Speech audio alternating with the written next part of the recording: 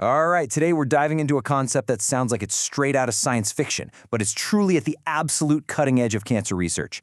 Building a virtual learning copy of a patient's tumor. I mean, just imagine this for a second. What if your doctor had a digital twin of you, a virtual copy that could predict exactly how your specific cancer is going to evolve, and then test which treatment will work best, all before you ever get a single dose? Well, that's the incredible promise we're going to unpack today. So to really get where we're going, we first have to understand where this all started. What was the grand vision for this amazing technology in the first place?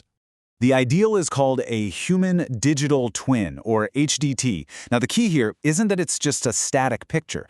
It's got to be personalized, predictive, and, this is the most important part, dynamically updated. The dream is to simulate how a very specific tumor might grow and change, letting doctors run virtual experiments to find the perfect therapy. Okay, so that's the dream. But as it so often goes with these big revolutionary ideas, there's a pretty big gap between the hype and what's actually happening. So let's dig into what the science is telling us about where we really stand right now. So a recent paper did a huge deep dive, screening basically every publication on digital twins in cancer from the last 10 years. They came up with a total of 168 studies, but this is where it gets really interesting. Because when they actually looked closely at those 168 studies, they found something kind of shocking. Only about 17%, that's just 29 papers, were even close to being a true digital twin. The vast majority, 83%, were actually other things entirely. Static models or different kinds of predictive tools, but not the dynamic learning systems that we were just talking about. And it gets worse. Of that tiny group of 29 real-deal digital twins, only about 8 of them actually used what's called omics data. Now, you can think of omics data as the source code of the tumor, the deep genetic and molecular details that actually make it tick. Without that, you're trying to build a complex model without the most important biological ingredients. So, what is going on here?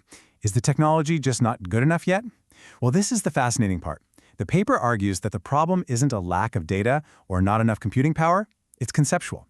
We've been thinking about the whole problem in the wrong way. And here is the core mismatch. See, the whole digital twin idea comes from engineering, from what they call control systems.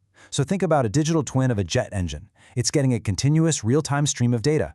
But cancer is what's called a perturbation system. We only get data once in a while, maybe from a biopsy or after a round of therapy. We learn about it by disrupting it, by poking it, not by watching some constant, neat and tidy stream of info. This total disconnect is what leads us to the big idea in this paper. And we're not talking about a small tweak here. It's a call for a fundamental shift in how we approach this entire thing. And I love this quote because it reframes everything perfectly. The challenge is not to build a digital twin. It is to design a system that can become one. This changes everything. It's not a static thing you build once and you're done. No, it's a dynamic system you have to engineer so that it can learn and evolve over time. So what does a system like that look like? Well, it's called a perturbation-driven learning system. And instead of just sitting back and observing, this kind of system learns by doing. It works in a cycle. The model makes a prediction, clinicians intervene with a therapy, that's the perturbation, and then the real-world results are fed back into the model to make it smarter. It literally learns from every single treatment. Okay, so this sounds great, right? But how do we actually build one of these learning twins? Well, the paper lays out a really practical and, frankly, elegant blueprint. And at the absolute heart of this blueprint is something called the iterative learning loop. You can think of it as the engine that drives the whole system. Instead of being a one-way street where data goes in and a static model comes out, this is a continuous, closed-loop cycle of constant improvement. So this loop has 4 really clear stages. First, the model makes a prediction, basically a testable hypothesis. Second, you run an experiment, which is a targeted therapy based on that prediction. Third, you compare the real-world results to what the model said would happen. And fourth, and this is the magic step, you update the model. Every single time you go through this loop, the twin gets smarter and more accurate. And that brings us to another brilliant idea. Instead of trying to build some hyper-complex, know-it-all model of the entire tumor from day one, which is practically impossible to validate, the paper argues we should start small, with what it calls a minimum viable digital twin, or MVDT. So this framework offers 3 different starting points. You could begin with a cell state model that focuses on how different cell populations interact. That's your structural backbone. Or you could start with a mechanistic model to map out the functional pathways. Or you could even use data-driven models just to set the initial parameters. But here's the key. You don't have to pick just one. The idea is to start simple with one layer and build a hybrid twin over time, only adding more complexity as the data actually justifies it. So what does all of this really mean for the future of how we treat cancer? Let's bring it all home. This whole new way of thinking is guided by 3 core design principles. First, you're always testing and improving.